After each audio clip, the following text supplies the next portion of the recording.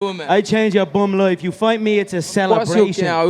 When you sign to fight me, it's a celebration. You ring back home, you ring your wife. Baby, we done it. We're rich, baby. Conor McGregor made us rich. Break out the red panties. We're rich, baby.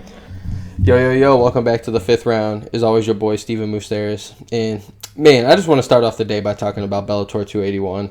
I'm not going to lie to you guys. I definitely didn't get to watch the entire fight card just because I was still working at the time. It was probably like 2 p.m., I think, when all these fights started. Maybe even 1, since the fights were in London. And I'm in the U.S., clearly, so in Ohio. So, yeah, I definitely didn't get to watch the first couple. But it was pretty funny. I got to turn it on right when the Paul Daley fight happened, which, not to be mean to the Bellator card or whatever, that was definitely one of the 2 fights I wanted to see, maybe 3 at max. And, it's just, I'm really fucking excited for Paul Daley. I think we're always going to all remember this man. I know it's fucked up, but the first one we're always going to remember is just his knockouts in the UFC, but his sucker punch on Josh Koscheck after he lost that fight, which, I mean, goddamn. I think, especially me at the time being a teenager, I'm pretty sure I might have been, I think a teenager. I think I'm sure it was like 12 years ago, maybe even longer, but, I think a lot of us hated Josh Koscheck and all wanted to sucker punch him. So, clearly we're always going to remember that. And then for him to go and fight Nick Diaz in probably the greatest first round of all time. And if not the greatest, it's definitely on the short list of top 5 greatest first round you've ever seen in a one-round fight, I should say. So, and then for him to go out and get his, knockout win for his, his retirement fight, I was super fucking excited for him. I think we all wanted that. We all respect our legends out there. And, another shout out to him too, because after getting cut from the UFC and everything, I'm sure it could be real easy to like mentally give up, because like that's like getting kicked out of the NBA or the NFL or something. So, but for him to go on and fight in all these different organizations and always be at the top of his game, it's shouts out to the man, seriously, and congrats to a great career. And then the next fight I want to talk about is Lyoto Machida, Fabian Edwards fight, which, a lot of people are talking about that could have been Lyoto Machida's last MMA fight as well.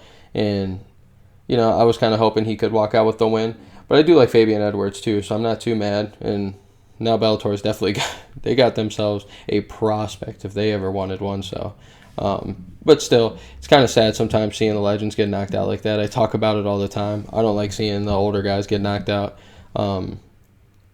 I don't mind sometimes if they're still competitive and whatever, but man, I know it was at the end of the first, but kind of like the middle. But this fight was just not even fun to watch. It was clearly if you're a Fabian Edwards fight and just the highlights of the fight, but like, man, that closing sequence, just seeing him take that elbow, being all wobbly, and then Fabian Edwards just swinging from his ass, just smacking him all over the place. Shit's not nice to see sometimes, seeing him flat out, especially at his age and seeing all the times he's been knocked out and stuff. So, it's just me caring for our fighters, I guess. But shouts out to Fabian Edwards, man. Good for you. You got that shit done. I don't know if I want to see Lyoto Machida fight again. If I'm being honest, that's just me though. Like, I'm all in the game if you're about it. But when you've had that many fights and you're that, like, no offense, when you're that old, at least in the fight world, if you're not winning and you're not being competitive, really, like, there's no chance you're gonna be at the title. So like, why are you doing it still? You have all that money. So I don't know. I know he loves it, and that's an easy question to answer when you're not giving a fuck and you're not in there. But I know, like, he definitely loves it still. I just wish, I don't know if I want to see him fight again. Not to be mean, but And then we move on to the main event. Logan Storley pulls it out in a split decision against MVP Michael Venom Page, and I'm not going to lie to you. We could all sit here all day and point and say what happened, should have happened, all these things. I'm always going to side with the kickboxer, even though I am going to talk in like a video or two about some of the UFC things. I thought like Amanda Hebos, I thought she won. But still, I'm always usually with the striker, whoever lands the more damage and everything. That's who I'm usually rocking with in fights, just because I'm a Muay Thai kickboxer type. So that's my type thing. I thought MVP had some great moments in the fight. Logan Storley, it's tough because it shouts out to him as well, because it's tough to keep MVP down. I couldn't imagine keeping his lengthy ass down and just even getting in close enough for him not to knee you and uppercut, all these nasty things that he does. So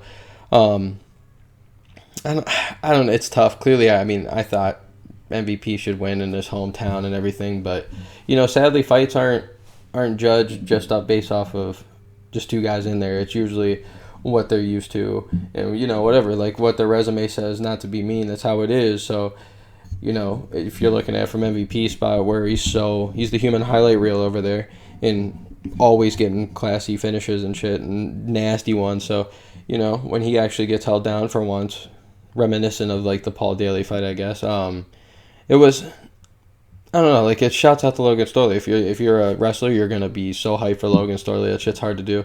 But then if you're a striker, you're gonna be with MVP. So it's tough to say. I know Scott Coker was kind of eating the judges up a little bit, which I mean clearly he's going to, because MVP is one of his cash cows. So I kind of wish Scott Coker didn't maybe go at it that hard. Literally said like, you just laid on a guy and shit. It's like you're kind of knocking your interim champ now. So I mean, I don't know. It's tough to say. It's literally it's the classic debate in MMA. Is all right, the striker outstrikes the wrestler outstrikes the striker. Like it's gonna happen every single time. And when it's like cut down the middle like that, it's tough, because the wrestlers can say, well, okay, he got a couple punches off on me, but he didn't knock me out and didn't do anything classy like he usually does. And then also the striker can go, okay, he's a good wrestler, but like all he did was just hug me the entire time, and I got up a lot of the time. So, it's tough to say. It's tough to say. I'm excited. Bellator's got some great fights coming up. I'm pretty sure Gegard Mousasi headlines the next fight card, and they got some Grand Prix going on right now that I'm really fucking with. And man, shout out to Bellator too, because I know they don't nearly have as many cards as UFC does, but shout out to them for always traveling. Like I've always loved that about them. Like they're the ones that hit Hawaii. UFC barely ever does, never. So they literally go everywhere you can say, and I love how they always go internationally, which I think clearly it's probably their business plan, just because the UFC is taking over everywhere, but they have the US locked down. So that's why I think One Championship isn't doing bad, just because they're in Japan, all these things. So I don't know. It's pretty cool, and I like how I just always like competition for the UFC, just because they're gonna keep them on their toes, and there's so many great fighters in the world. It's ridiculous. So it's nice to always watch high level MMA, and Bellator is totally changing up their plan as well, which I love how they're not using the washed up UFC fighters anymore. So I don't know. I'm really fucking excited for some of these fights, and low-key wish they would have locked down Kayla Harrison, but oh well. So, but hey, this has been the 5th round. As always, your boy Stephen Moustaris, and let's go, baby. Have a great weekend.